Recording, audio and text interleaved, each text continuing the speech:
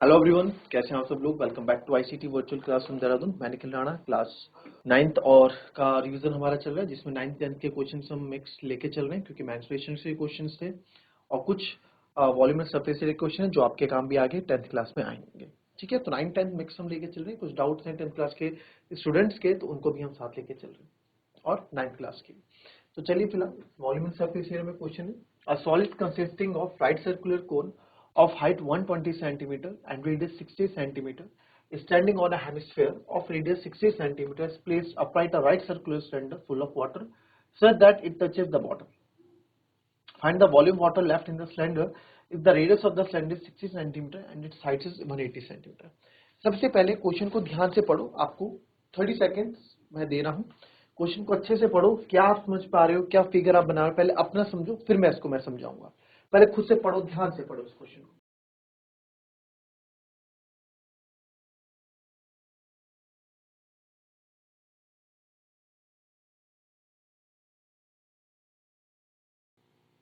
चलो, बड़ा क्वेश्चन आया, फिगर बड़ा आया, सर समझ में नहीं आया, क्या मजा आया। तो इसमें क्या कर सकते हैं, इसमें जो है आप क्या देखेंगे, हर एक चीज को आराम आराम से आप लेके चलेंगे। A solid consists of a right circular cone of height 120 centimetre. ठीक है सर, एक कोन है मेरे पास, साथ साथ बनाते हुए चलते हैं, है ना, क्या दिक्कत है, बनाते हुए चलते हैं। एक कोन है हमारे पास, मान लो,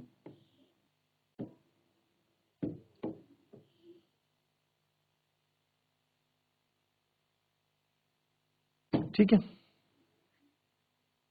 या इसमें, ठीक है, ये कोन हमारे पास है, इस तरह का कोन है हमारे पास एक, जिसकी हाइट 120 सेंटीमीटर है। हाइट आपको दे दी कि 120 सेंटीमीटर इसकी हाइट है, एंड रेडियस 60 सेंटीमीटर है, रेडियस 60 सेंटीमीटर है। Standing on a hemisphere. अच्छा, एक हेमिस्फीयर पे स्टैंडिंग है, तो उसको हेमिस्फीयर भी बनाई दो यहां से, रेडियस वाले भाई को हटाओ अभी यहां से। स्टैंडिंग ऑन हेमिस्फीयर, इसका जो रेडियस है वो यहाँ पे हम लिख देते हैं, रेडियस वाला पार्ट है। ये कितना बोला जी, ये बोला 60 सेंटीमीटर, तो रेडियस दोनों का ही 60 सेंटीमीटर हो गया रेडियस। ठीक है, इस placed upright in a circular cylinder. एक सिलेंडर है मेरे पास, सिलेंडर की बात की इसने, एक सिलेंडर है मेरे पास, एक सिलेंडर है मेरे पास, ठीक है। इस place upright in a circular cylinder. Upright मतलब इस पूरे को हमने उठाया और इसको उठा के इस सिलेंडर के अंदर हमने डाल दिया, जो कि फुल ऑफ वाटर था, जो पानी से पूरा भरा हुआ था, और sir that it touches the bottom, ये बॉटम को टच कर देता। तो यानी कि अगर इसको उठाने से बढ़िया है, ये कुछ इस तरीके से बना होगा sir,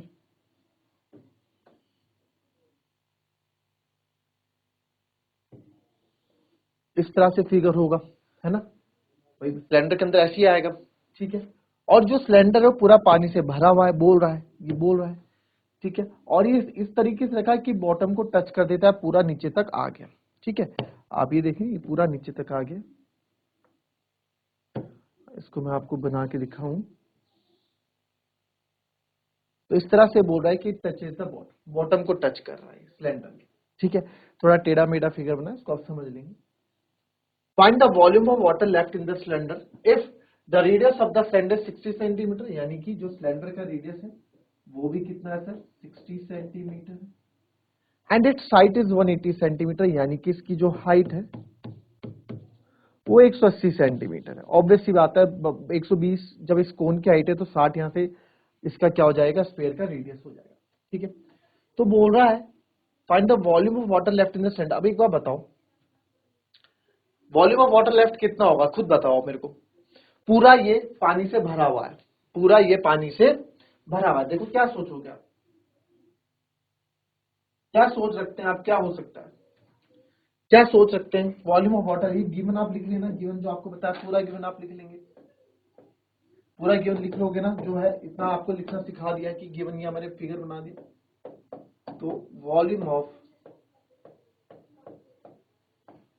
water left in cylinder is equals to, देखो कैसे होगा कि सर एक तो कैसे होगा, खुद बताओ कैसे होगा। अब इसमें देखना आप, ठीक है, इसमें आप ये देखना volume left in the cylinder क्या होगा, volume water left in cylinder क्या होगा। पूरा मेरा सिलेंडर पानी से भरा हुआ है, ठीक है, इसमें मैंने ये दोनों उठा के डाला तो इसने पानी, कितना पानी भरा होगा, जितनी जगह इन्होंने घेरी होगी। Volume of water left cylinder क्या होगा, कितना बचेगा, तो मैं लिखूंगा सर वॉल्यूम ऑफ सिलेंडर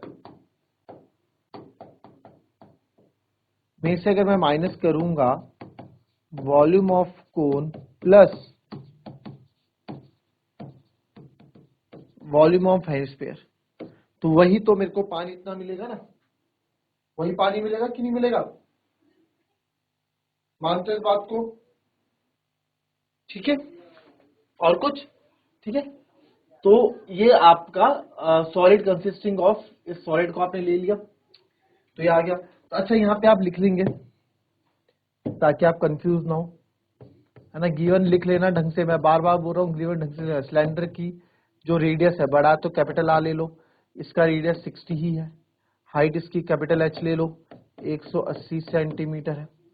फिर आ जाओ आप स्पेयर पे, स्पेयर का स्मॉल r1 60 है, ठीक है, स्पेयर में हाइट होती नहीं कुछ, कोन, कोन की रेडियस r2 ले लो, इसका भी 60 है, इसकी स्मॉल h हाइट ले ले, कैपिटल H उसकी ली है, तो कितनी है हाइट 120 है सर, ठीक है। आइए तो वॉल्यूम ऑफ सिलेंडर पहले हम फॉर्मूला लिखेंगे हमेशा, 1 बाई ये होता है pi R, area of base multiply R square H, इसके according, minus volume of cone होता है sir 1/3 pi R square H pi R one. Actually radius दोनों का सेम है तो इनको मैं आर आर भी ले सकता हूँ, ठीक है, दोनों की रेडियस सेम है तो रेडियस को मैं आर आर ले सकता हूँ, आर स्क्वायर एच, और इसको है minus sorry plus 4/3 pi r cube. तो यहां से अब आप देखें किस तरीके से आप इसको करेंगे, पाई तो मैं भी रहने देता हूं, ठीक है, रेडियस इसका कितना, इसका भी 60 है रेडियस, तो सर 60 का स्क्वायर, एच इसका है 180, माइनस यहां से सर 1/3 पाई कॉमन ले लूं, 1/3 पाई आर स्क्वायर कॉमन ले लो आप, क्योंकि रेडियस दोनों का सेम है, 1/3 पाई आर स्क्वायर कॉमन ले लो, अंदर क्या बचेगा सर 1/3 पाई आर स्क्वायर में से एच बचेगा प्लस 4r बचेगा, मैं वैल्यू रख ही नहीं रहा हूं अभी, एच बचेगा माइनस 4r बचेगा, ठीक है। अब यहाँ आर स्क्वायर है, अगेन मैं पाई आर स्क्वायर को कॉमन ले लूं, ले सकता हूं क्योंकि देखो ये भी 60 है वो भी 60 है ना, पाई तो कांस्टेंट है, तो यहाँ से मैं टोटल पाई और 60 का स्क्वायर कॉमन ले रहा हूं क्योंकि वहां भी वही आना है, तो अंदर बचेगा sir 180 minus 1/3 r square, and r square आप बाहर ले चुके हो। फिर अच्छा इसको आप ऐसे नहीं कर सकते, पहले आपको क्या करना पड़ेगा, इसको सॉल्व करना पड़ेगा, या फिर आप इसको सॉल्व कर ही दीजिए, ठीक है, करो सॉल्व।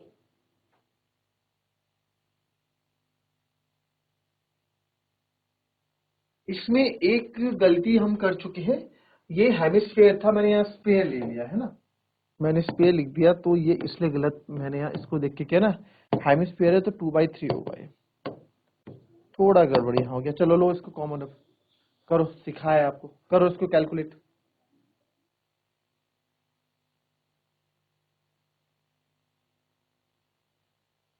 चलिए अब इसमें देखें, अब आ गया आप लोगों को, ठीक है। अब आप इसमें 9th क्लास में 8th क्लास में आप करते आ रहे हैं, फैक्टराइजेशन कॉमन लेना, वही चीज यहाँ पे करनी है।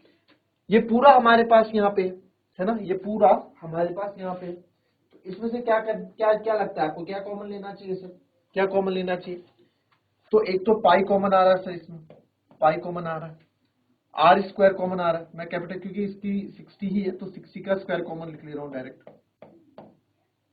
60 स्क्वायर कॉमन आ रहा है, और अंदर तो सर और कुछ कॉमन नहीं आ रहा है ना, अंदर और कुछ कॉमन आ रहा है, और तो कुछ पूरे में कुछ कॉमन नहीं है, तो अंदर क्या बचा है सर, अंदर बचा या हाइट माइनस यहाँ बचा सर 1/3 पाई आर स्क्वायर तो बाहर ले चुके हो आप।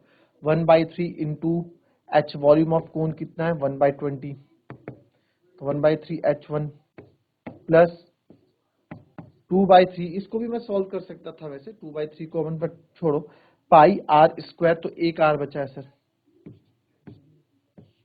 अब सॉल्व कर दो, पाई की जगह रखो 22/7 इंटू 60, इसकी हाइट है 180 माइनस 1/3 इंटू 120 है ना, इसकी हाइट 120 थी, प्लस 2/3 इंटू 60। तो उसको जब कैलकुलेट करूंगा 22/7 इंटू 60 180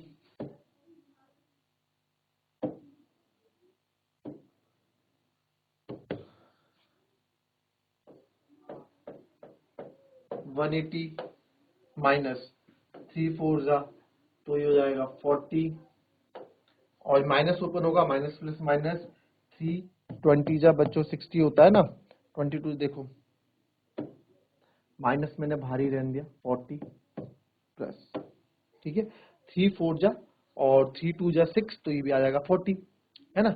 एक तरह से देखा जाए 2R यानी 40 ही आ रहा है अभी, ठीक है। 22/7 और ये हो जाएगा 180 माइनस 80 है ना, 40 40 80 ब्रैकेट खोल दिया ओपन, तो 22/7 इंटू 100, ठीक है। अब आप इसको डिवाइड कर लें, तो 36 मल्टीप्लाई बाय 22, 22 6 जा 132 होता है, 13 कैरी, 22 3 जा 66 होता है, 66 10 76 होता है, 76 और 3 79 होता है, तो यह 792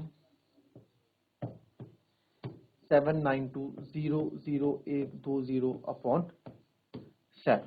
इसको मैं अब इससे डिवाइड करूंगा, तो 792 आप डिवाइड कर लेंगे और ये आपका आंसर आ जाएगा, कर लीजिए।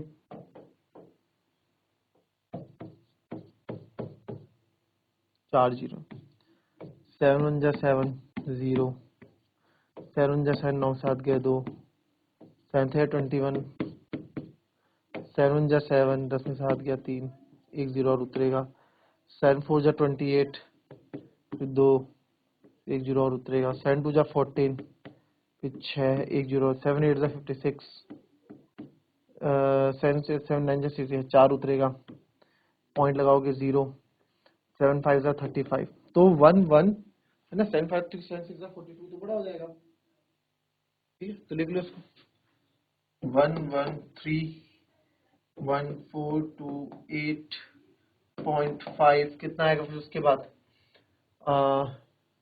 कितना बचेगा, 7 7 जा 35 ना, 5 बचेगा, फिर 7 7 जा 49, 57 सेंटीमीटर क्यूब, इतना वॉल्यूम आपका यहाँ पे बचने वाला है, ठीक है। वॉल्यूम ऑफ वाटर लेफ्ट इतना होगा, ठीक।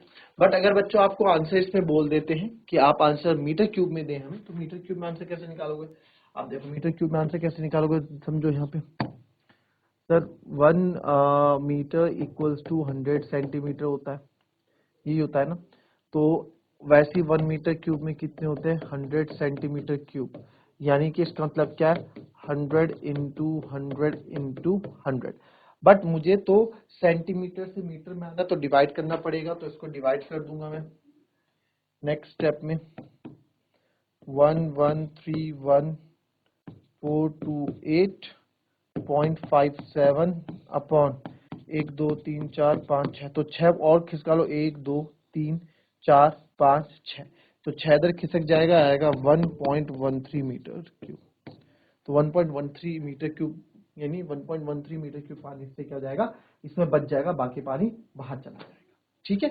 चलिए कॉपी कर लेंगे इसको,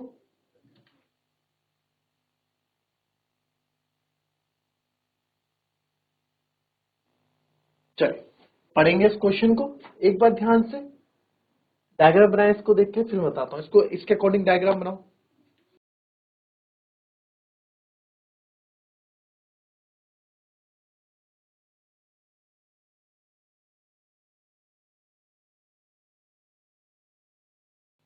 चलिए देखेंगे इस क्वेश्चन को। Spherical glass vessel has a cylindrical neck. ठीक है, कोई स्पेरिकल ग्लास वेसल है ना, कोई स्पेरिकल हम ग्लास वेसल ले लेते हैं। ये स्पेरिकल हमारे पास क्या है, एक वेसल है, और ये बोल रहा है कि सिलेंड्रिकल नेक भी है उसमें 8 सेंटीमीटर लॉन्ग। ओके, तो आपने सुराही देखी होगी है ना, कुछ इस प्रकार का होगा। तो अभी बीच से तो मैं मिटा नहीं सकता इसको, आप थोड़ा ज्यूम करें। इस तरह की सुराही आपने देखी, गर्दन होती होगी है ना, इस तरह का बर्तन हमारे पास, इसमें ऐसा मानो आप, ये स्पेरिकल वेसल है, एक ये स्पेरिकल वेसल है हमारे पास, और यहां से एक सिलेंड्रिकल क्या है, इस पे नेक है। ऐसा करो,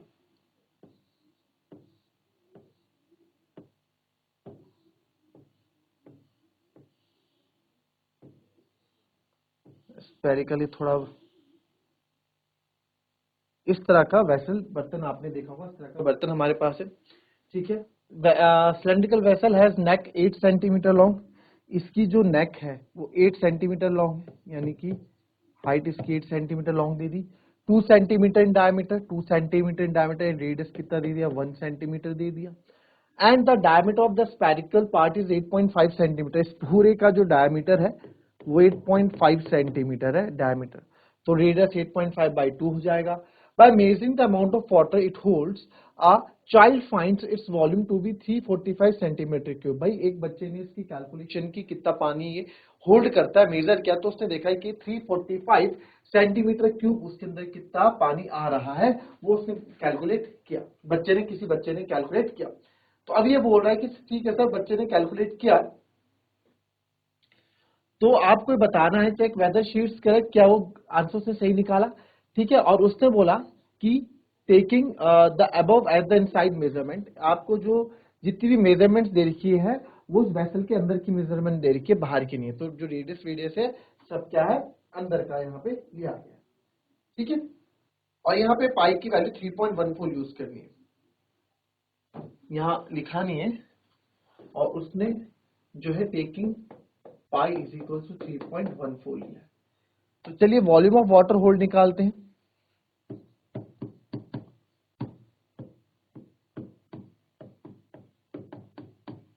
वॉल्यूम ऑफ